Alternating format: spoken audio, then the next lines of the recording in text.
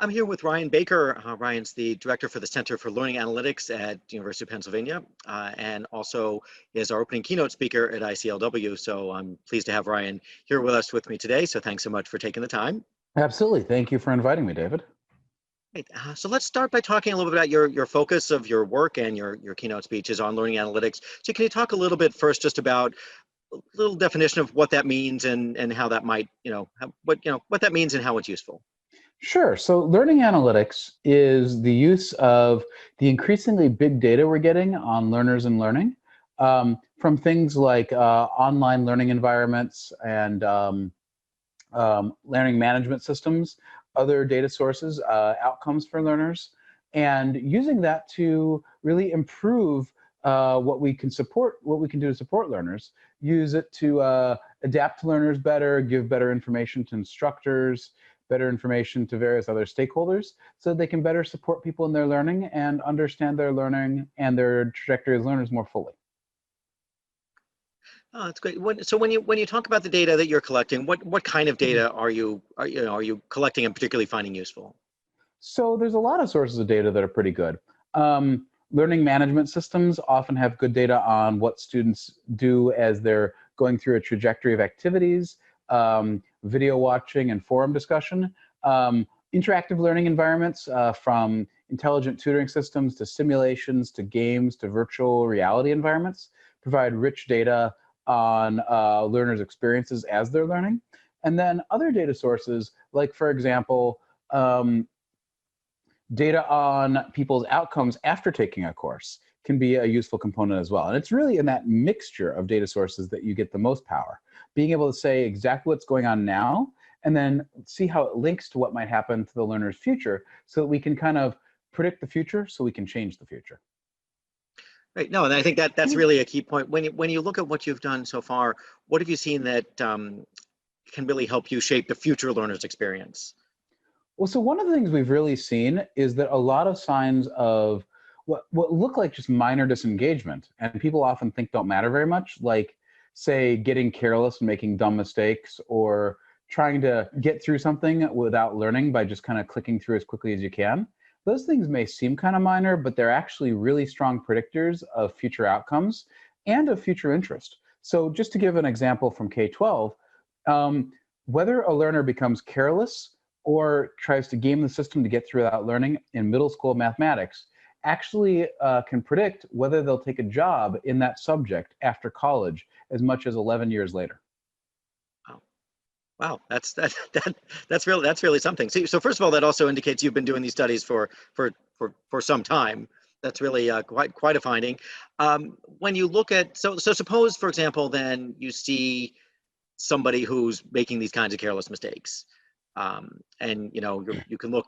Now we look down the line. This is not just a careless mistake. This is something that can really affect their future. What can you do with that data to maybe change that future? That's a great question. And I think part of what you can do is get it to a human being to talk to them. If their instructor knows that they're becoming disengaged, the instructor can kind of work with them to figure out why they're becoming disengaged. Do they not find the material valuable? Do they find it hard to understand? In fact, a lot of these behaviors, sometimes they come out of boredom, sometimes they come out of confusion and frustration. So being able to figure out why is a really key step. Our lab has also worked with various interventions that can pop up in the moment and try to re-engage learners in various ways. One example being an intervention that we developed with the Army Research Laboratory, where when cadets were becoming frustrated, it actually popped up a message between learning activities that talked about the importance of their social identity as Army soldiers, and kind of reminded them of the importance of the material. And that seemed to reduce disengagement and improve learning outcomes as well. When you've done your studies, you mentioned instructors before. Has everything that you've studied involved an instructor, or have some things been, completely self-paced, self-initiated? And if so, have you seen any kind of differences in the way that in the effectiveness of those different experiences? I mean, it's run the gamut. My lab has looked at classroom experiences, but we've also done a lot of work with massive online open courses. And actually, the mandate of my center is around Penn's MOOCs. One of my graduate students a few years ago did an analysis of students taking a data science MOOC. and showed that disengaged behavior during that MOOC was also predictive of outcomes. And in particular, kind of taking the opposite side, students who were very, very engaged with reading everything on the forums, it turned out that they didn't even have to post that much. But if they were reading everything, they were more likely to publish a scientific paper in the specific subarea of data science that MOOC was in.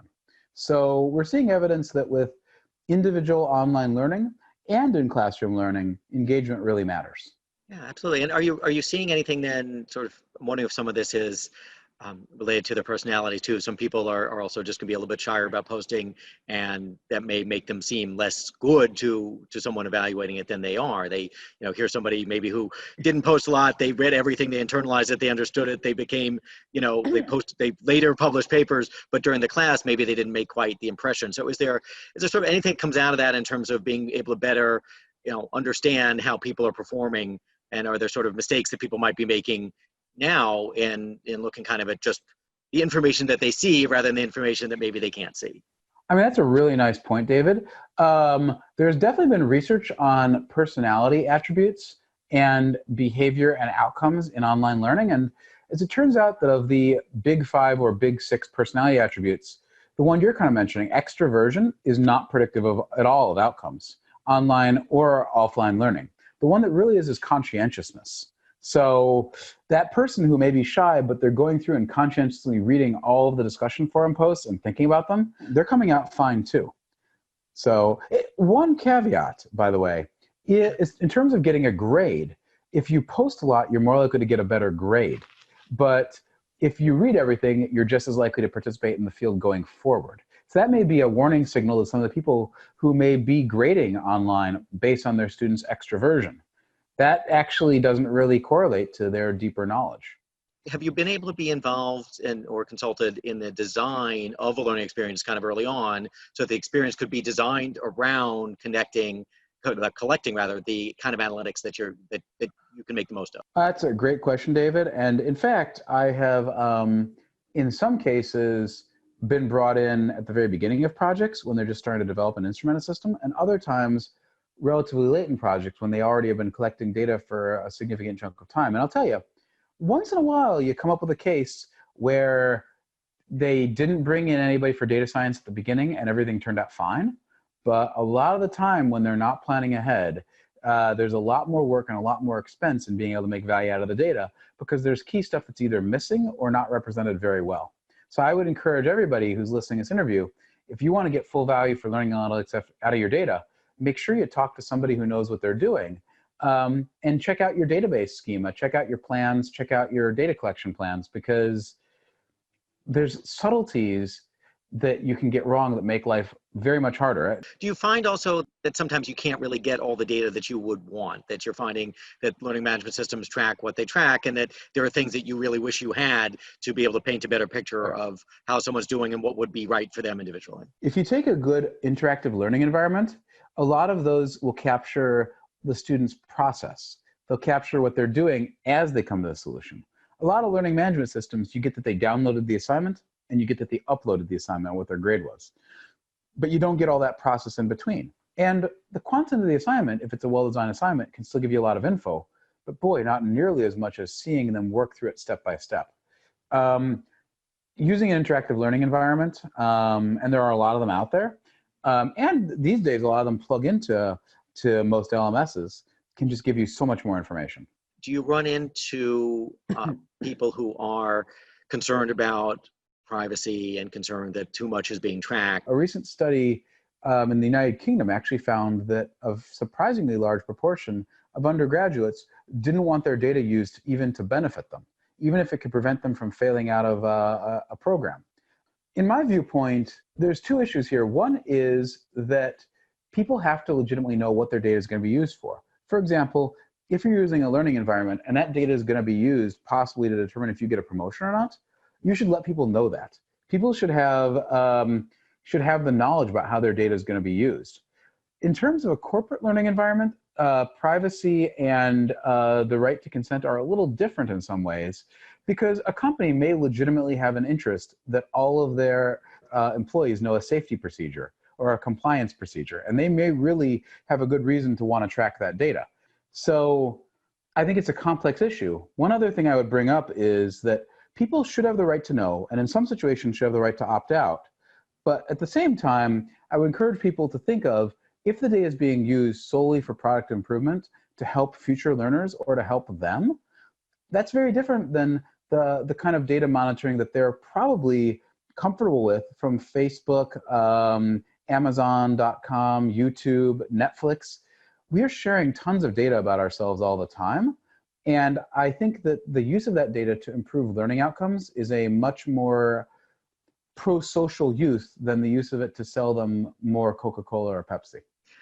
Data breaches happen, and data is misused. You read the studies about how school districts that send kids home with laptops with cameras have had cases where somebody turned on the cameras for an inappropriate use. And law enforcement officials who have access to like license plate databases, there's been studies showing that a lot of license plate lookups are like romantic partners and things like that. So I mean, there's always going to be misuses of data, and it comes down to, is the benefit worth the risk, and what are the protections we're putting in place?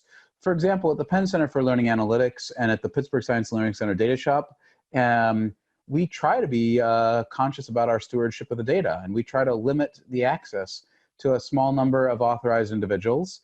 And we try to make it so that when analyses are done by other individuals, they do the analyses in a way that doesn't reveal individual identifying information.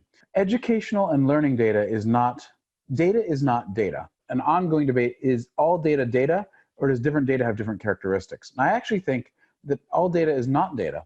I think that there's some things that, for example, if you're modeling, make sure that your model works on all of your learners.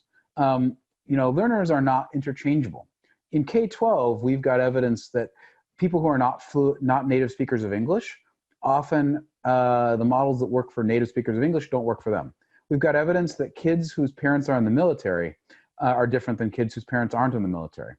We've got evidence that people in rural areas are different than people in major metro areas. So figure out what the important groups of your learners are. Make sure your models apply to them. If you're hiring somebody as a vendor to provide you with analytics, make sure that they have some expertise with learning analytics. Typically, one of the mistakes I see a lot in the corporate world is getting some smart person with some other area of data expertise and bringing them in and saying, all right, do some learning analytics for me. And those people often, not always, often end up reinventing the wheel badly. And there was an amusing incident, it's now kind of a few years old, but there was an amusing incident on the blog of a major ed tech vendor where they decided that their new analytics team, which was somebody from bioinformatics, put out this blog of all the great things he was discovering. But he was rediscovering things that have been known in learning analytics for 8 to 10 years, and in one case rediscovered item response theory, which is a framework from the 1950s, 1960s for testing, but he did the math wrong. And it was posted on the blog for the whole world to see. That's just the kind of stuff that happens. So, get some expertise, recruit some expertise. My course is out there. There's other online courses and resources out there too. That would be some of my suggestions. Great. Well, thanks so much. And I think that's a great way to wrap this up. I really appreciate you taking the time to talk with me today. And there's so much there. It's a growing field, and you're obviously on the forefront of it. So looking forward to speaking more, and of course to your keynote. So Ryan, thanks once again for taking the time. Well, thanks for making the time to talk. It was great talking to you, and I look forward to speaking to all of the ICELW attendees in not too long.